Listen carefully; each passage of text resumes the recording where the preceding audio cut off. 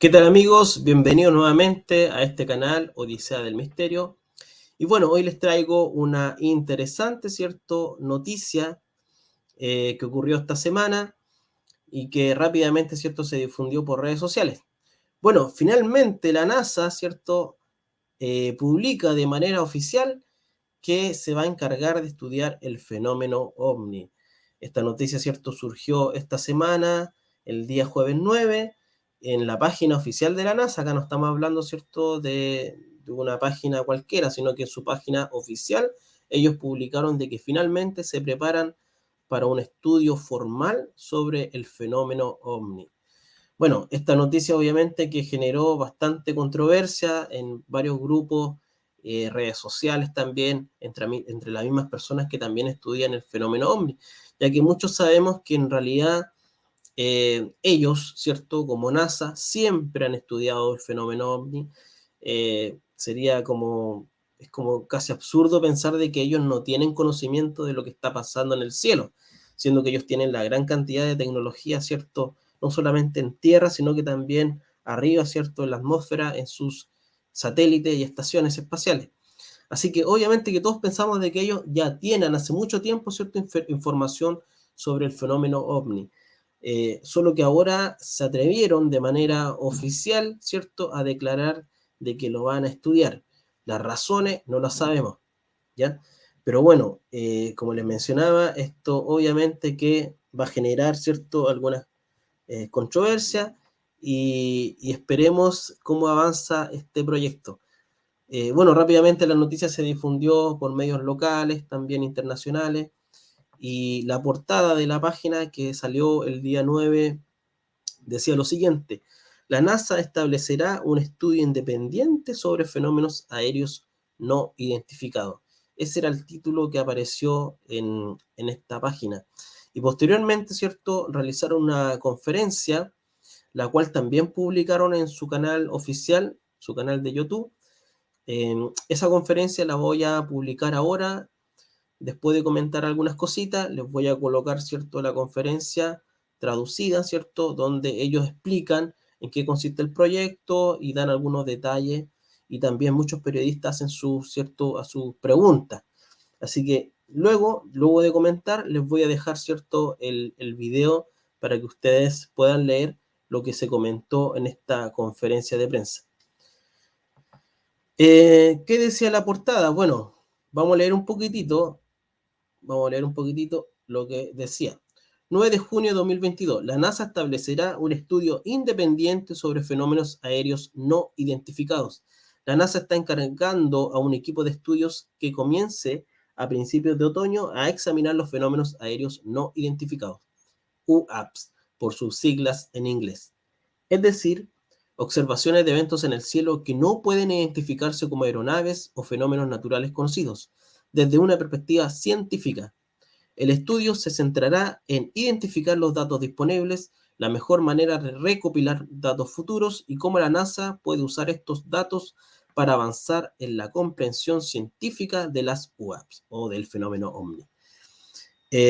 Bueno, ¿qué más dice? El número limitado de las observaciones UAPs actualmente dificulta sacar conclusiones científicas sobre la naturaleza de tales eventos. Los fenómenos no identificados en la atmósfera son de interés tanto para la seguridad nacional como para la seguridad aérea. Establecer qué eventos son naturales proporcionará un primer paso clave para identificar o mitigar dichos fenómenos. Bueno, todos sabemos, ¿cierto?, de que en realidad ellos estudian estos temas por un tema de seguridad nacional, principalmente lo hacen por eso. Bueno, ahí da algunos datos, ¿cierto?, sobre el equipo que se va a encargar de investigar eh, y en qué tiempo también se va a dar esto. Ellos dicen que a partir de otoño, o sea, estamos hablando de septiembre en adelante, comenzará este estudio sobre el fenómeno ovni. Así que después les voy a colocar el video completo ahí para que lo puedan, ¿cierto?, leer. ¿Qué más? Bueno, yo estuve sacando algunas notitas. Por ejemplo, ahí tenemos al representante de la NASA, este personaje, el que realizó esta conferencia de prensa, ya el administrador asociado de la Dirección de Misiones Científicas de la NASA. Y a la cabeza de este proyecto aparecen estos dos personajes, el doctor Daniel Evans y principalmente el doctor David Spergel, quien es la primera contratación, digamos, de la NASA para encabezar este proyecto. Él va a ser, digamos, la cara visible de este proyecto, para que lo recuerden.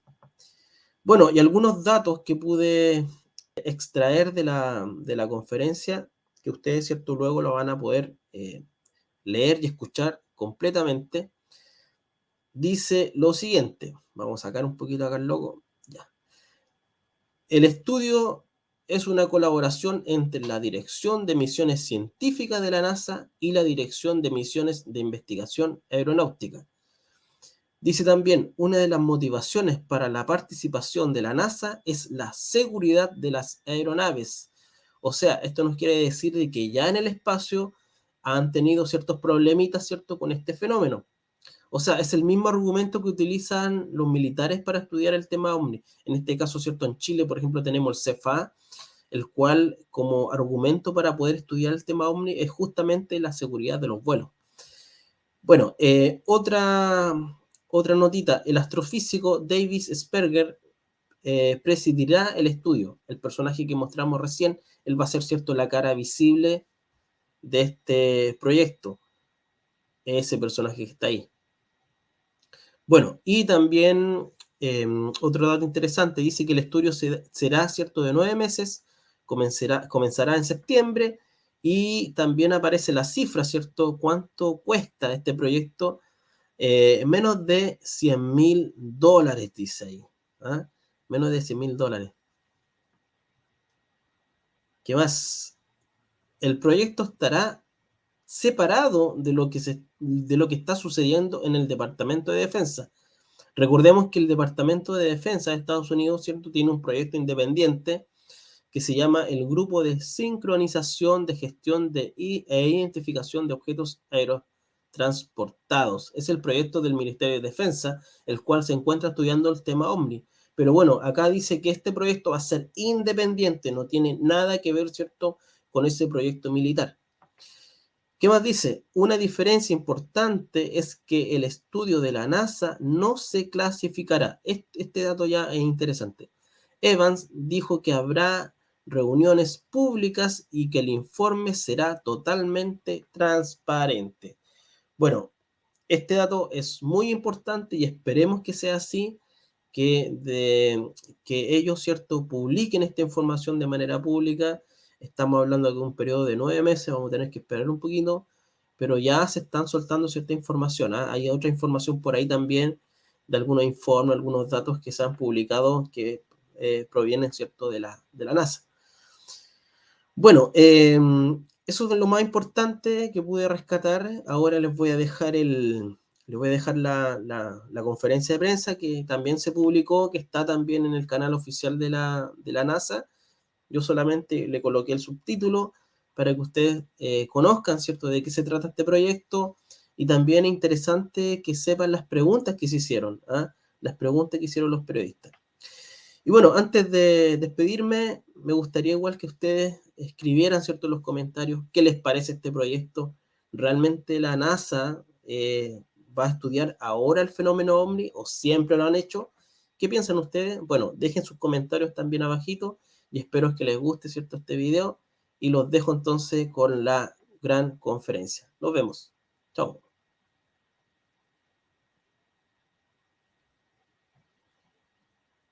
All for standing by. At this time, all participant lines are in a listen-only mode. After today's presentation, you will have the opportunity to ask questions, and you may do so over the phone by pressing star one at that time. Today's call is being recorded. If you have any objections, you may disconnect at this time. It is my pleasure to turn the call over to your host for today, Ms. Karen Fox. Thank you. You may begin. Thank you so much, and welcome everybody. I am Karen Fox with NASA's Office of Communications. Welcome to today's media teleconference on a new independent scientific study that NASA is commissioning on unidentified aerial phenomena. These are the observations of events in the sky that cannot be identified as aircraft or known natural phenomena.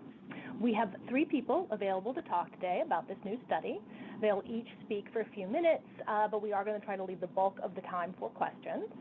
We have Thomas Zurbuchen, Associate Administrator of the agency's Science Mission Directorate in Washington, D.C. We have Daniel Evans, who is the Assistant Deputy Associate Administrator for Research in the Science Mission Directorate. And we have David Spergel, who will be the lead for this study and who is also the president of the Simons Foundation. Once we get to the question and answer portion, you may press star 1 to get into the queue to ask a question, and our operator, Holly, will give you more details when we get to that point. However, for now, we will start out, and welcome, Thomas Zurbuchen, talking to you. Well, thanks so much, Karen. I want to first say that, of course, part of our task at NASA is given to us by the Congress is not only to do fundamental research in the skies and so forth, but as part of that also to find life elsewhere.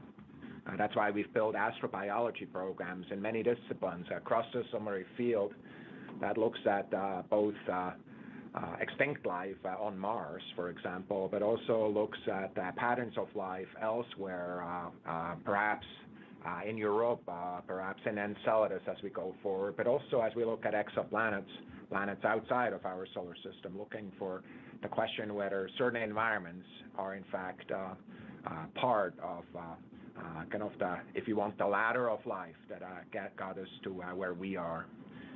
So the tools that we're using, whether it's in this field, are also kind of in fields that then go towards kind of intelligent life, such as technosignatures, which we have programs for already, are the same tools that we use everywhere, the tools that we're frankly using here, and that is that we're commissioning a study to start early in the fall to examine unidentified aerial phenomena. This study will focus on identifying available data, how to best collect future data, and how NASA can use these data to move the scientific understanding of UAPs forward.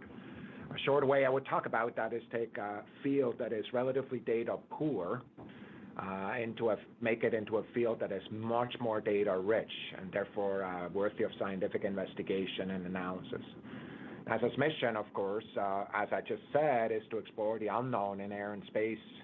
And we have access, frankly, as part of that, to a broad range of observations of Earth and space. And frankly, that's the lifeblood of our scientific inquiry. We have the tools and teams who can help us improve our understanding of the unknown. And we are prepared to use these powerful tools of scientific discovery, in this case, as much as anything else, using exactly the same kind of approach that we always use.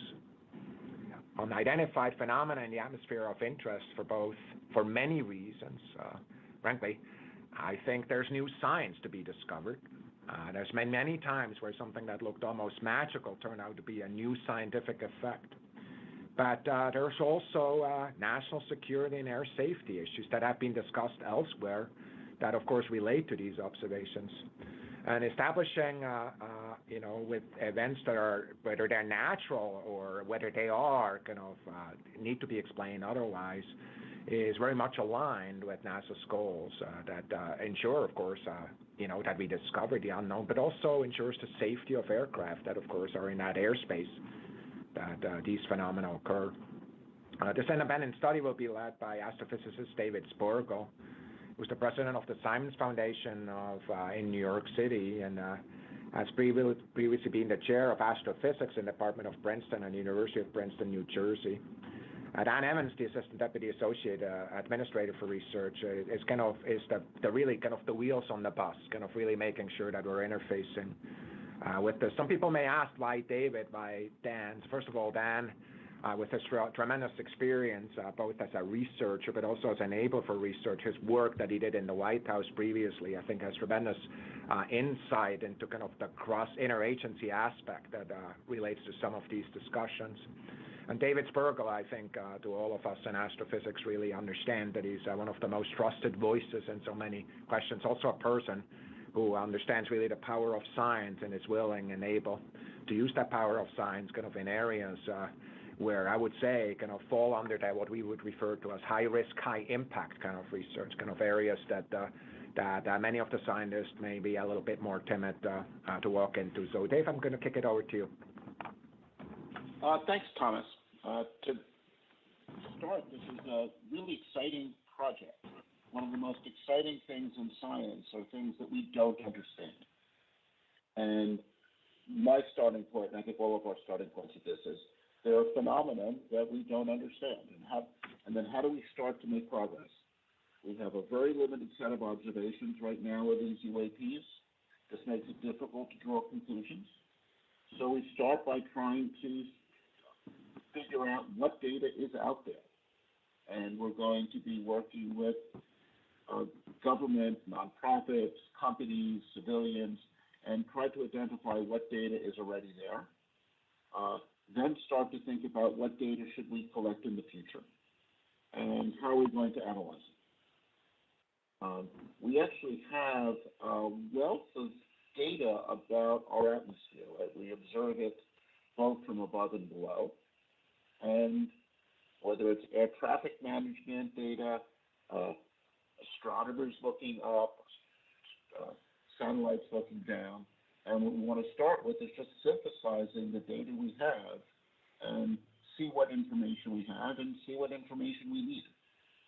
And our plan is to conduct an open inquiry that we hope will advance our understanding, so that when this is done, we at least have a roadmap of how to move forward in understanding in this area. So let me now turn this over to Dan Evans, who will talk a bit more about the study itself. Thanks, David. Hello, everyone. I'm going to give you some quick details on this study from a NASA perspective. But I wanted to start by saying that over the decades, NASA has answered the call to tackle some of the most perplexing mysteries we know of, and this is no different. I do want to underscore that NASA is uniquely positioned to address UAP, because who other than us can use the power of data and of science to look at what's happening in our skies. And quite frankly, this is why we do what we do.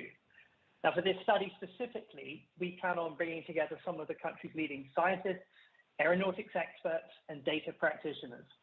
We expect the study to kick off in the early fall. It should take about 9 months to complete. And I want to make this point emphatically, that very much consistent with our principles of openness, transparency, and scientific integrity, the full report will be made available to the public, and we expect to hold a public meeting to discuss the study's findings.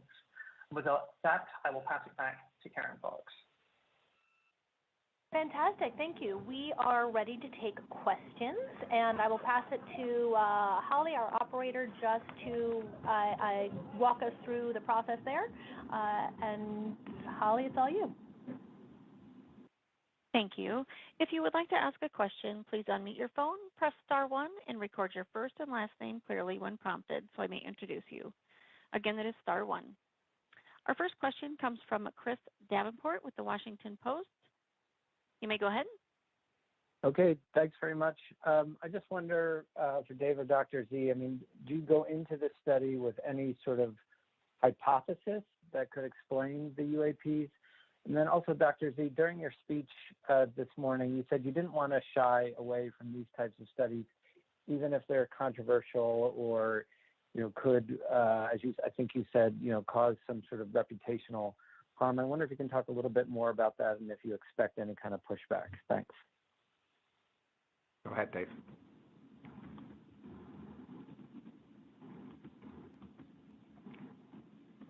David, are you there? Can you take the first question? Yeah, can you hear me now? Yes. Yes. Excellent. So I would say the only preconceived notion I have coming into this is that we should be open to the idea that we're looking at several different phenomena. This has been my experience when we have some observational phenomena we don't know what it is, that we classify several different things in one grouping. So we need not look for, we may find that one explanation accounts for some set of events and a different explanation accounts for others.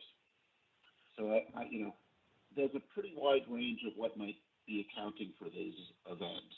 And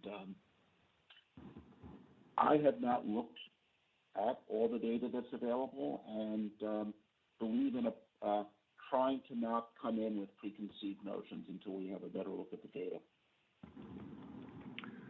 So if you ask me that question, frankly, David, I would have said almost the same thing. I really believe, generally speaking, my sense is that don't ever underestimate what nature can do for you. I just really believe the natural world. Sometimes we have this assertion that we understand the natural world and everything that's not explained with the laws of nature that we have right now is somehow not natural. And I just really believe that there's a lot to learn still. We learned that, frankly, as we turn around, put up telescopes, look into the deep sky, there's a lot to learn. And I think the same is true when we look at our own planet and even our own airspace. The reason I talked about kind of reputational risk relative to that, I mean, it's clear that, in a traditional type of science environment, kind of talking about some of these issues may be considered kind of selling out or kind of talking about things that are not actual science. I just really vehemently oppose that. I really believe that the quality of science is not only measured by the outputs that come behind it, but also the questions we're willing to tackle with science. This, of course, is the reason why millions of lives were saved during this pandemic, because of the amazing scientists that looked at new ways of creating kind of vaccines before they were truly useful and then being deployed. There's many examples that where people kind of lean forward into a field that is not yet accepted, it's controversial, or attacks some reputational risks. So I do believe, in some domains, surely, this will not just be met with utter enthusiasm, but I do believe that it's absolutely necessary for us, whether it's in this, but also in other places, to really, in fact, lean into those kind of high risk, high impact kind of areas. Yeah, and just to add a little bit, I think we have to approach all these questions with a sense of humility.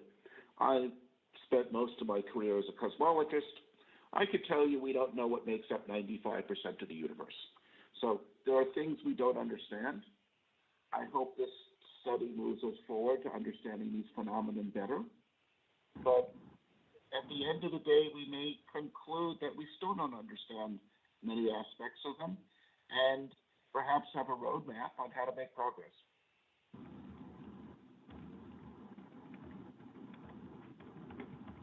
All right, I think we're ready for our next question. Thank you so much. Our next question is from Lauren Grush with The Verge. You may go ahead. Hi, thank you. My question is for Thomas Zurbuchen, kind of piggybacking off of what Christian was asking. So in the announcement today, NASA stressed that UAPs are unlikely to be extraterrestrial in origin, but then proceeded to talk about NASA's efforts to search for alien life. And then today, opening this presser, you talked about intelligent life and technosignatures. So I'm wondering if NASA is trying to make a connection that UAPs are some kind of alien technology, and if not, why include that language? Thank you. Yeah, I think what the intent was in that press release is to really say that at this moment in time, kind of there's with the evidence that we have, if you looked at the broader scientific community and also in general, I think it would be hard to find irrefutable evidence for a given event being one or the other. And it's certainly there's no kind of marquee event that anybody, a whole group of independent scientists and so forth, which of course, as you know, is the standard of scientific consensus, would agree that it's of that nature. I do believe that actually says very little about the event themselves. It just says a lot about the availability of data, which is, by the way, exactly where we're focused on this.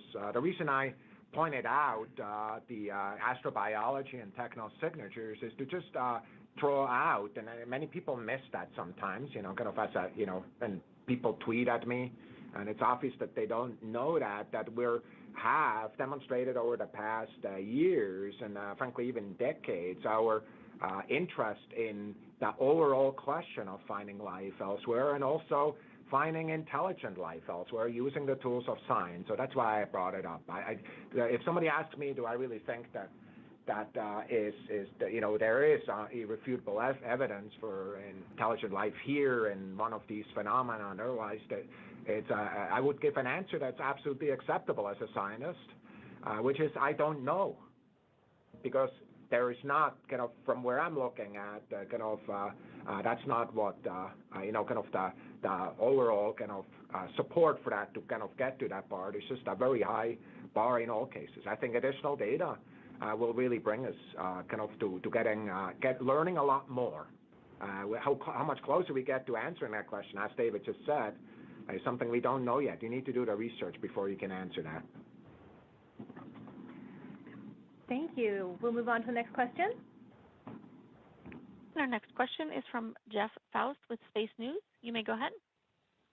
Good afternoon. A couple of procedural questions about the study. What's the process going to be for picking the team that's going to be working on the study?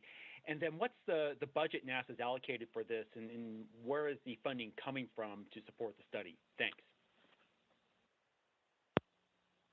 Go ahead, Dan. This is Dan Evans, so I think I can answer that one. So when we orchestrate studies like this, it's no different to any of the hundreds of review panels that we put together annually to look at grant applications, for instance. NASA has the discretion of appointing these members, but we do so following wide consultation with the members of the community as to the types of individuals who would serve in an incredible capacity on such a high-profile team. So it's our discretion, but we will consult extremely widely. Let's speak about budget. Again, this is very consistent with our standard grant review panels. So a budget, we would estimate is anywhere between a few tens of thousands of dollars, certainly no more than $100K.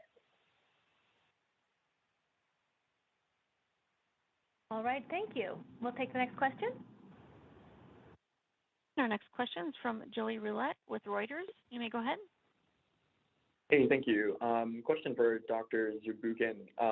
Pentagon and NASA officials have talked about NASA's involvement in this UAP kind of research effort in the past. And I think when you and I actually talked about it like a year ago, you said kind of NASA was looking into this and seeing how it could help UAP efforts and kind of similar things that was announced today.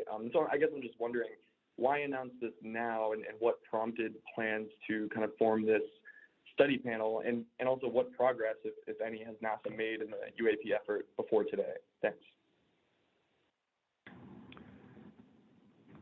The Department of Defense kind of work is clearly there, and has drawn a lot of attention. It's always very hard, if you say, hey, that has nothing to do with what we're doing. Somebody else, said, like, hey, was it your new boss, the administrator Nelson who made you do this? And it's very hard to say, it's like, oh, that had absolutely no influence. Of course it has influence. But I want you to know that the major reason we're doing it now is because of the science, interest, and because of the safety kind of issues that relate to this airspace that we think matters.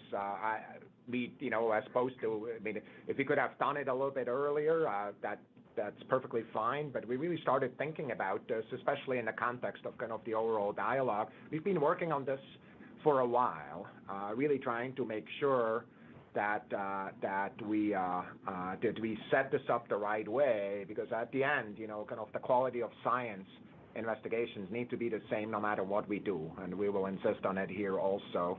The one difference, of course, between this and other agencies is we expect this to be entirely in the public domain, which is what Dan Evans already said. All right, thank you. We'll go to the next question. Our next question is from Marina Koren with The Atlantic. You may go ahead. Hi, everyone. Two questions for Thomas.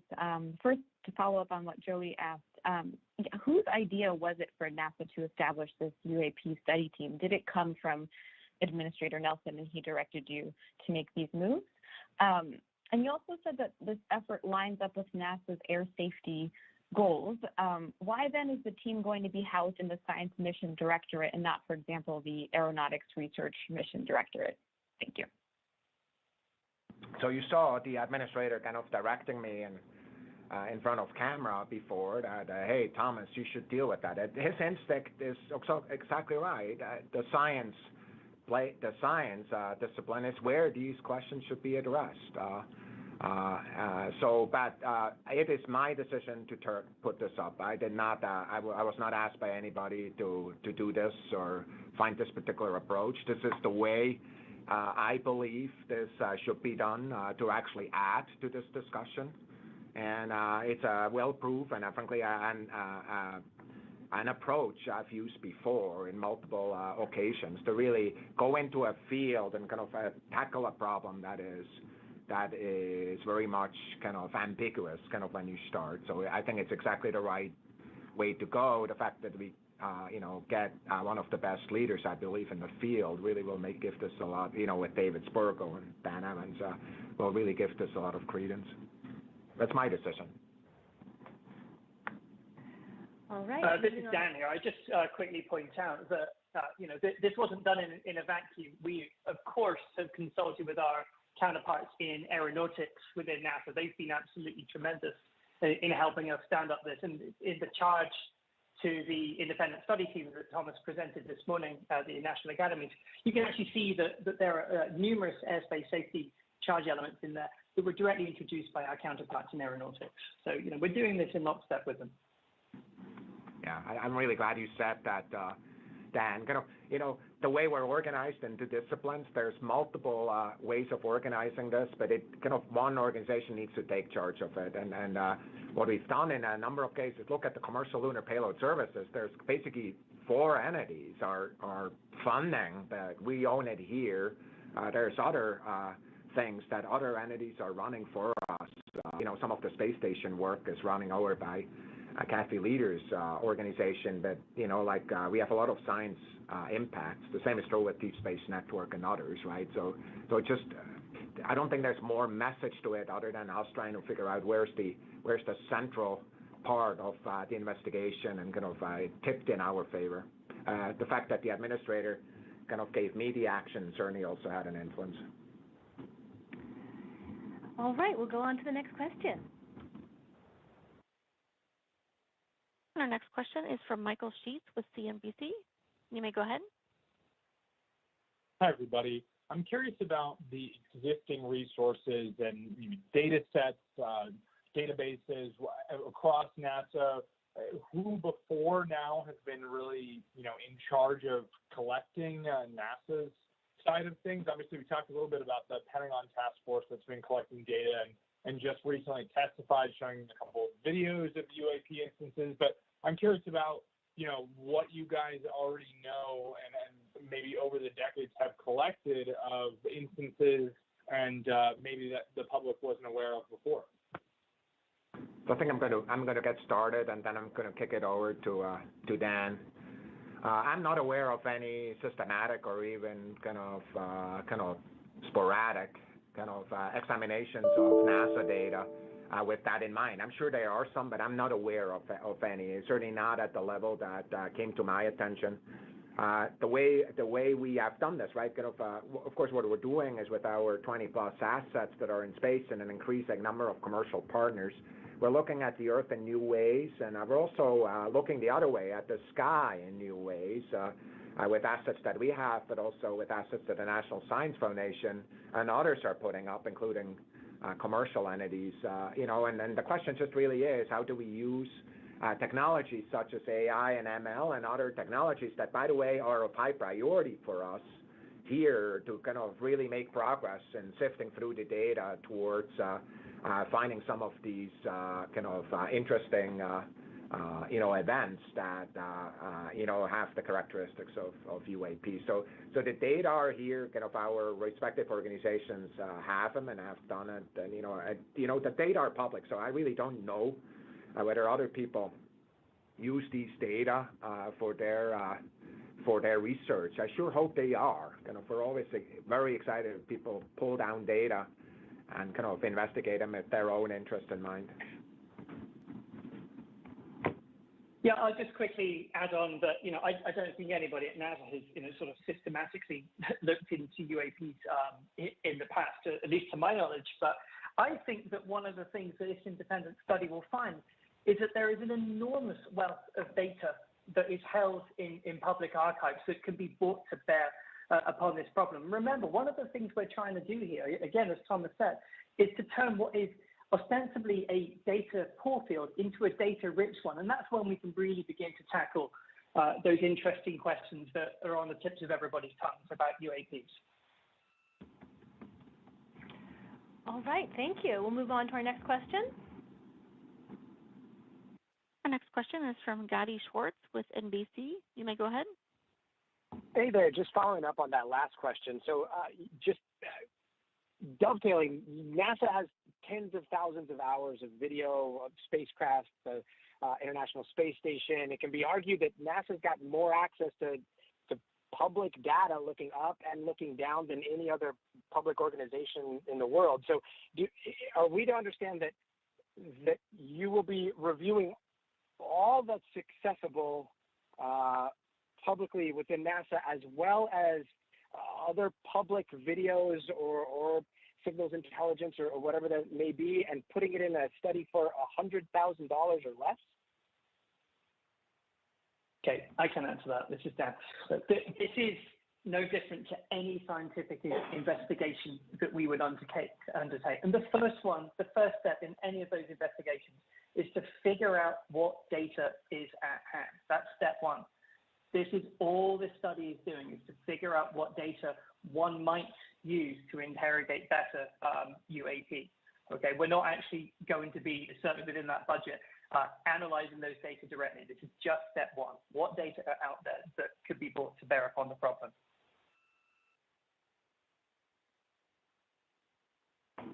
All right, we'll move on to the next question. Oh, sorry, was there something more? Oh, yeah. Just to clarify, so what will that be? So there will be no determination on whether this is prosaic or something else. It'll just be basically what we've kind of seen from the DoD, which is we have 200 and some cases or such and such many cases of unexplained phenomena. Is that what the final product or the final first product may look like at the end of this study?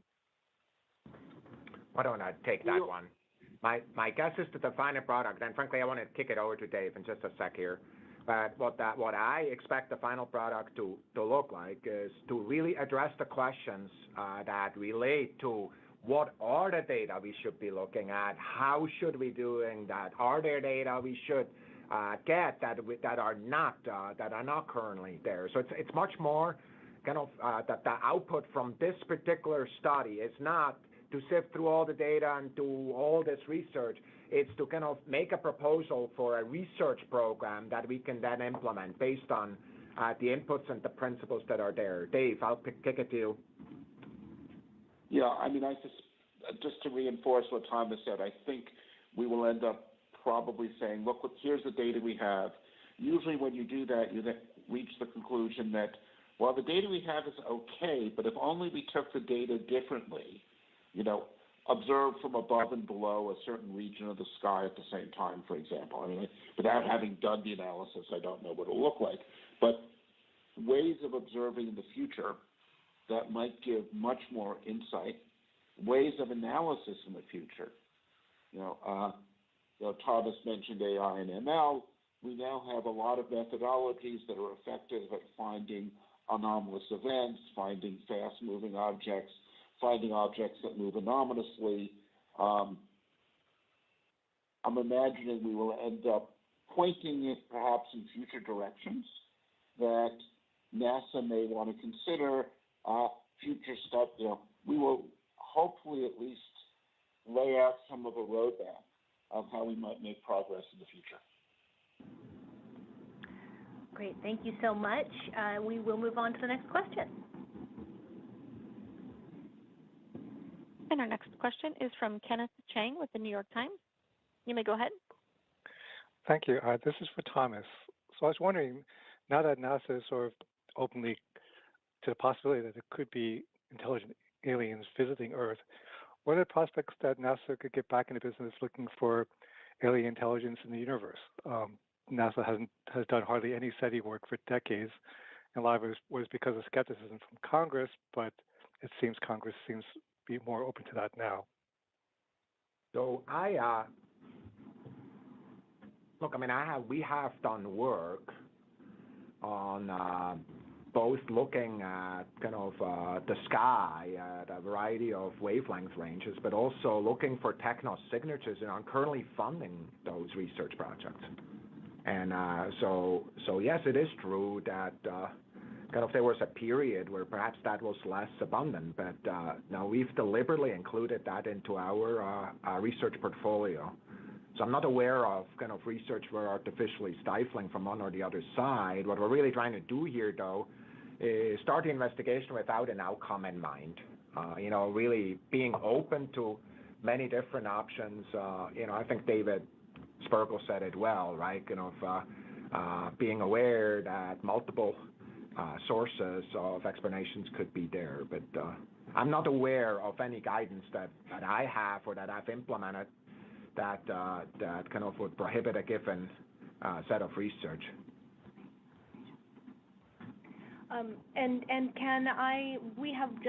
We do have some things that have been funded on techno-signatures. If you want me to follow up with you on that, our one set of guidance is it's always from space observations, because that is what we do. So we don't fund from ground-based observations. But if nothing else on that, we can move to the next question. Our next question is from Andrea Leinfelder with the Houston Chronicle. You may go ahead. Hi. This is following up a little bit on just how UAPs have been observed thus far. So, a lot of the DoD observations released have been from naval aviators. And so, David, I was wondering if you could just talk a little bit about the study you said might be expanded to telescopes or satellites. Do you know if these have been used before to spot any of these UAPs? And I know part of this is figuring out how to collect data in the future, but if you could just talk to how maybe we're looking at things other than just naval aviators. Thank you. As far as I know, and though I expect to learn more as the study goes forward, I do not know of any systematic study to do that with grounders. Either ground-based telescopes looking up, atmospheric observations, or downward-looking satellites, civilian satellites. I do not know of any systematic study. I suspect that there's actually a wealth of data that we have collected, just not looked at. All right, thank you. Moving on to the next question. Our next question is from Miriam Kramer with Axios. You may go ahead. Hi, this question is for Thomas and David, I think. Do you think that UAPs should be discussed in the same breath as other more mainstream scientific searches for life in the universe, whether it be, looking for microbes on Mars or techno-signatures? Thanks. I'll let you go, David. Yeah, I would group them more at this point with, when you're looking for life on Mars, you know what in a sense, you start out with a hypothesis that you want to test, and you start out with a model you want to test. The approach I think we want to take here is a different one. This is a phenomenon we don't understand, and we want to collect more data on the phenomenon. I don't think we want to go in with particular hypotheses coming into this. Yeah, I agree with this. I want to say, in my scientific lifetimes, some of these night glowing clouds that were frankly hypothesized being having very different origins that we now know they have, was a analogy of that, an event, a phenomena that had certain characteristics, and by bringing data to bear, and eventually models could be explained. So it really is. It's more that. Again, to get to that answer, multiple routes of investigation were pursued, and multiple hypotheses were put forward. And at the end, it turned out to be a really beautiful set of science going forward. So yes, it really is kind of a slightly different approach, but an approach that is very common in science, right? Sometimes you just don't understand something, and you start poking at it from multiple directions. Great. We've got gorgeous pictures of those noctilucent clouds that Thomas just mentioned. If everybody's interested, I can pass them along too. We can go on to the next question. Our next question is from Mike Wall with space.com. You may go ahead. Thank you, guys. This one's probably for Dr. Z. Do you hope one of the outcomes of this study is just kind of normalize this sort of research program going forward? You know, taking something that might be a little outre, but bringing it more into the mainstream and giving like kind of masses and primature to that will bring more people into the study? I mean, is that one of the outcomes that you hope to achieve, is to kind of like normalize this sort of thinking going forward? One of the outcomes of the study for me would be to kind of communicate to everybody, whether it's our own community and more broadly, that the science process is a valid process for any and all problems, including that one. So for me, so I turn it on its head. Do you see what I'm saying? I mean, I just really believe that these kind of processes that have proven to be so transformative on how we understand our universe are very much useful, including for those problems. Okay, great. Thank you. And we have time for only one more question today. For those we don't get to, do feel free to reach out directly to me, Karen Fox, or to the newsroom, and we will try to get your questions answered. But we have one more question, so I'll toss it to you, Holly, for that. Thank you. Our next question is from Irene Klotz with Aviation Week. You may go ahead. Thanks very much. I think this is probably for Dr. Spergel. As the study group leader, will you have access to classified information? And if not, how will that limit the scope of what you're able to collect? I do not have classified clearance, and we want this to be an open study. So what we will rely on is some members of the committee will have clearances. If we need some insights, we can obtain them, I hope. But mostly, I think we will be trying to see what we can learn from the open data. As we've mentioned already, I think there's actually likely a lot of information in the open data that has not been looked at yet, not been used. And we can use open processes for learning much more going into the future. This is Dan. If I may quickly add on to that, one of the things that we aim to do by setting up this study is to acknowledge that there's been a lot of work done in the DoD realm about this already, but see what we can contribute using the tools of science. And so it's extremely important to us that this remain a fully transparent, open, and therefore unclassified study, right? We want the report to be published in full in its entirety. We're going to be having public meetings about this too. And so that necessitates that it be unclassified. And as I think we've learned over the course of these 40 minutes, there's a great wealth of data out there that we can use already. So I don't really see the need to partition this in a classified sense. Thank you so much, Dan. And did you address what you wanted to off of the last person's question as well, or did you want to add in?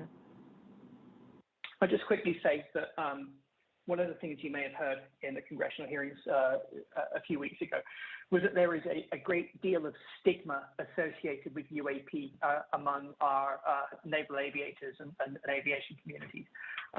One of the things that we tangentially hope to do as part of this study, simply by talking about it in the open, is to help to remove some of the stigma associated with it. And that will yield, obviously, increased access to data, more reports, more sightings, etc. So that's another thing that we're trying to accomplish with this. Great. Well, thank you so much. There was a lot of interest today, and I am sorry we could not get to everybody's questions, but we had this was fit in quickly around people's schedules, and we were not able to keep all of our experts the whole time. But as I said, please go ahead and send any additional questions to me, karen.fox@nasa.gov, or to the NASA newsroom, and we will attempt to address them. For those who maybe started a little bit late or who want to have a copy of this, we are going to have shortly, probably within about an hour, a tape that we can share. We will put the link up at nasa.gov on the feature that announced today's information about the study. So we will add a link there, and you will be able to get a recording of this media telecon. So I really appreciate it, and that will wrap it up for today. Thank you so much.